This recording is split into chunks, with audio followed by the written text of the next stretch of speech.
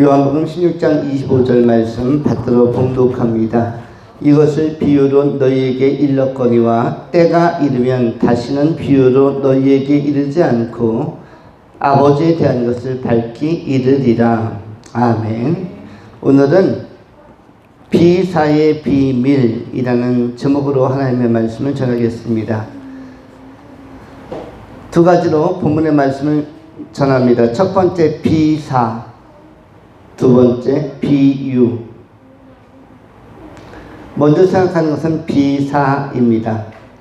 비사라는 것은 오늘 본문 말씀을 초기로 번역할 때는 비유라는 용어를 쓰지 않았고 비사라는 용어로 이 개역 성경이 기록이 되어져 있습니다. 그것을 다시 한번 개정으로 할 때 이 비사를 비유로 바꾸어서 번역한 것입니다. 먼저 생각하는 비사는 무엇일까? 이것을 비사로 바꾸면 다음과 같습니다. 이것을 비사로 너희에게 일렀거니와 때가 이르면 다시는 비사로 너희에게 이르지 않고 아버지에 대한 것을 밝히 이르리라. 비사라는 단어는 히브리어로 마샬이라는 단어인데 영어로는 패러블이라고 하는 단어이고요. 히브리어로는 파로이미야. 이것이 바로 비사 내지는 비유라는 단어입니다. 파로이미야는 뭐냐면 우화, 속담, 격언을 의미하고 파라, 헬라어로 파라는 곁에서, 옆에서라는 단어이고 그 다음에 오이모스라는 것의 합성어인데 파라 오이모스, 옆에서 오이모스는 길이란 뜻입니다. 통로, 방향. 그래서 가는 방향을 옆에서 도와주고 옆에서 안내하고 옆에서 보조해 주는 것, 파라 오이모스, 이것을 합쳐서 파로이미야로 이렇게 오늘 표현했는데 그것이 바로 비사 내지는 비유입니다. 생소한 개념, 낯선 개념을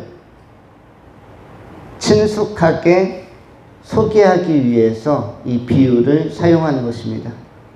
하나님의 나라는 매우 생소한 개념이었고 유대인들에게 천국이나 부활이라는 것은 실체적으로 와서 마음에 닿지 않는, 공감이 형성되기 어려운 것이 천국에 대한 선포였습니다.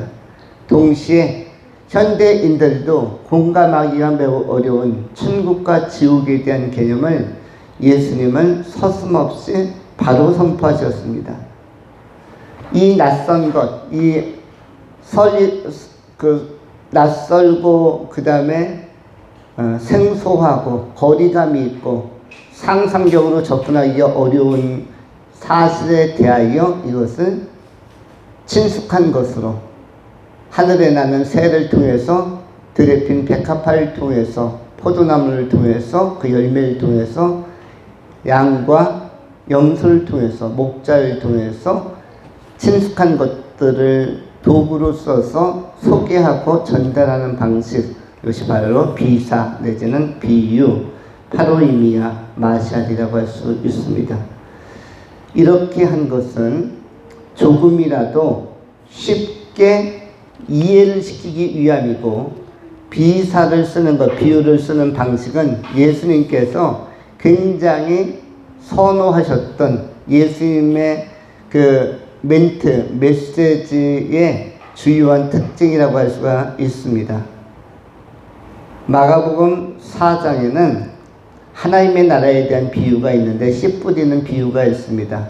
어떤 씨앗은 그야말로 길가밭에, 어떤 씨앗은 돌짝밭에, 어떤 씨앗은 가시덤불밭에, 어떤 씨앗은 옥토에 떨어져서, 그러면서 그 비유를 해석해 주기도 합니다.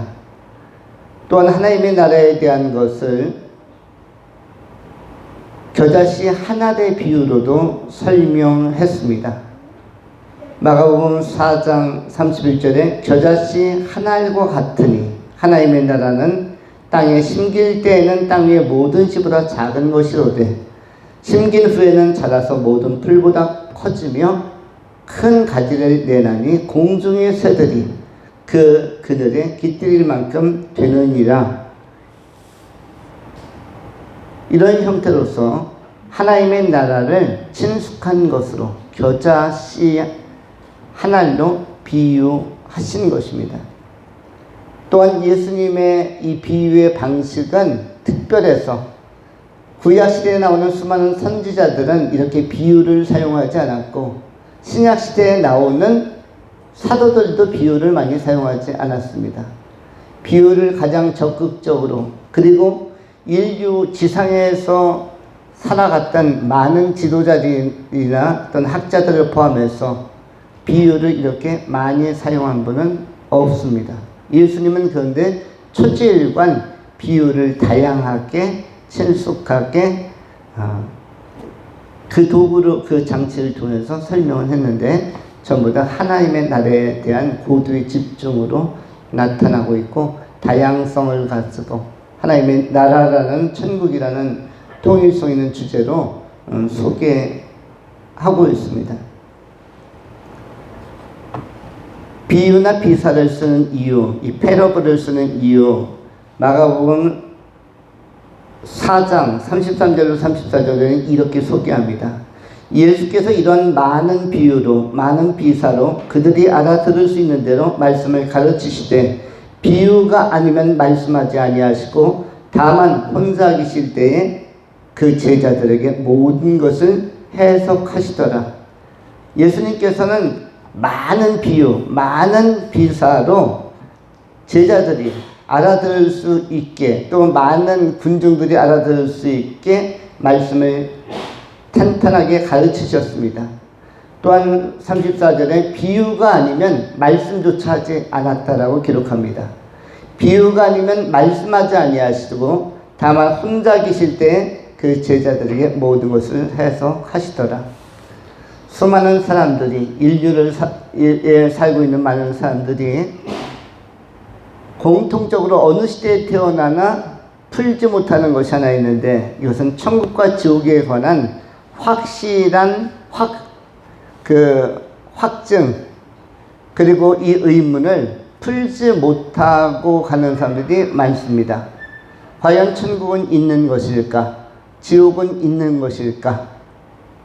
오늘 우리 교회 어떤 집사님의 그 고백의 시간 내지는 자기 진술의 시간을 통해서 한 성도가 굉장히 오랜 기간 20여 년 교회를 다녔을 때 제일 마음속에서 혼란스러운 것은 뭐에 대한 확신이 없는가 하냐면 천국과 지옥에 대한 이 확신이 서지 않는다라고, 그 판단이 서지 않는다라고 이야기했는데, 그래서 나우나의 테스 형을 동원시켰습니다.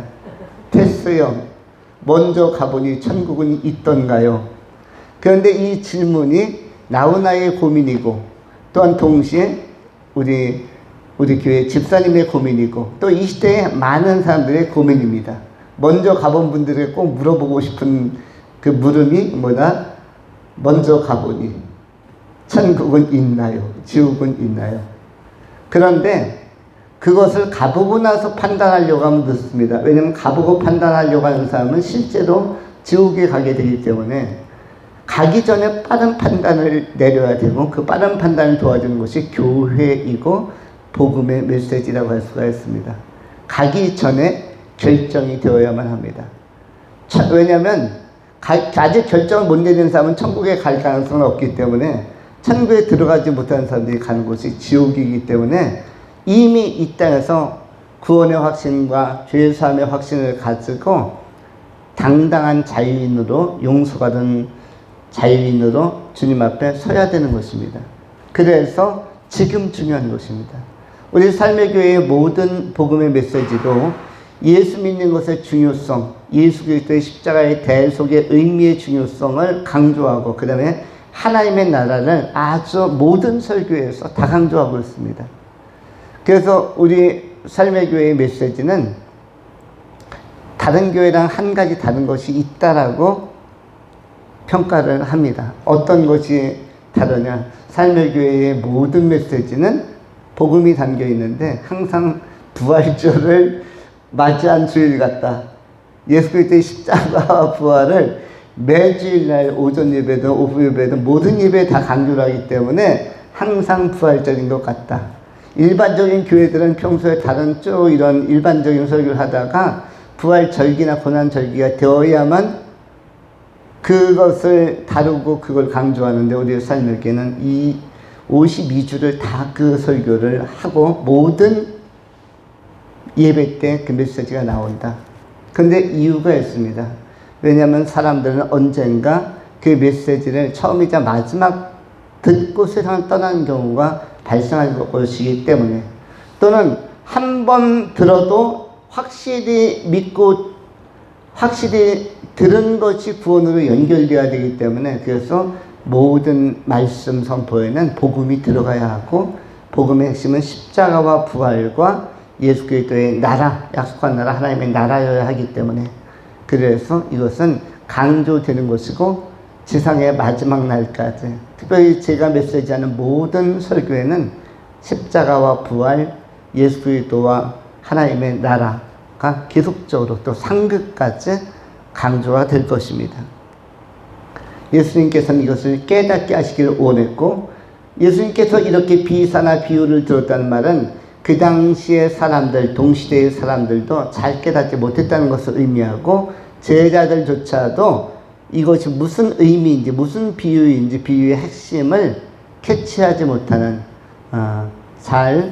깊이 있게 이해하지 못한 경우가 많았다는 것입니다. 그런 경우는 마가복음 4장 34절의 말씀처럼 비유가 아니면 말씀하지 아니하시고 다만 혼자 계실 때에 그 제자들에게 모든 것을 해석하시더라. 군중들이 물러갔을 때 제자들에게 너희들은 알아들었느냐? 아까 했던 그 비유의 말씀 알아들었느냐고 찬찬히 제자들에게는 비유의 내용과 의미를 다시 해석해 주셨다라고 이렇게 기록하고 있는 것입니다. 우리가 예수님께서 이렇게 다양하고 그리고 친숙한 비유를 들어서 이해시키려고 전달하려고 하는 것이 복음이라는 사실을 깨닫고, 복음의 능력 안에 거하는, 구원의 확신을 가지고 천국에 대한 소망을 확실히 가지고 힘있게 살아가는 아름다운 성도님들이 되실 수 있기를 축원합니다. 두 번째 비유, 오늘 본문 말씀 요한복음 16장 24절은 이렇게 기록됩니다. 지금까지는 너희가 이것을 비유로 너희에게 일렀거니와 때가 이르면 다시는 비유로 너희에게 이르지 않고 아버지에 대한 것을 밝히 이르리라. 이것을 비유로 너희에게 일렀거니와, 이것은 뭐냐면 지금까지는 비유를 해왔지만 때가 이르면 무엇이죠? 예수님께서 십자가에 달리시고 3일 동안 장사되었다가 부활하시고 나면 다시는 비유로 이르지 않을 것이다. 이건 뭐냐면 이제는 십자가와 부활이 뭔지 너희가 직접 목격하고 목도하고 확인했기 때문에 비유가 필요 없다는 것입니다. 직설적으로 그동안의 비유를 설명해 온 것이 바로 십자가의 죽음, 대속의 의미, 그리고 부활의 약속, 이런 것이기 때문에 이제는 비유를 하지 않아도 너희가 보았고 목격했기 때문에, 너희가 증인이기 때문에 알 것이다. 그래서 지금부터는 비유를 하지 않고 직접적으로, 직설적으로 선포하겠다. 그 약속을 붙들라고 말씀하고 있는 것입니다. 우리는 오늘날 비유의 시대를 넘어서서 이제는 직접적으로 선포하는 말씀을 듣는 시대에 살고 있습니다. 성령께서, 이제는이라는 것은 성령께서 오시고 나서는 이라는 것이 되기도 하겠죠. 이제는 성령께서 오셔서 이 모든 것을 밝게 깨닫게 하셨기 때문에 예수님 선포하신 말씀을 직설적으로 우리가 받아들이면 됩니다. 다 아멘으로 받아들이고 이 말씀이 옳도다, 이 말씀이 옳습니다, 그리고 이 말씀은 다 성취될 것입니다 라는 확신을 가지고 말씀 붙들고 살아가시면 여러분의 삶은 강건하고 또 하나님의 기대에 부응하는 기쁨이 충만한 삶을 살아갈 수 있는 것입니다. 지금까지는 너희가 내 이름으로 아무것도 구하지 아니하였으나 구하라 그리하면 받으리니 너희 기쁨이 충만하리라.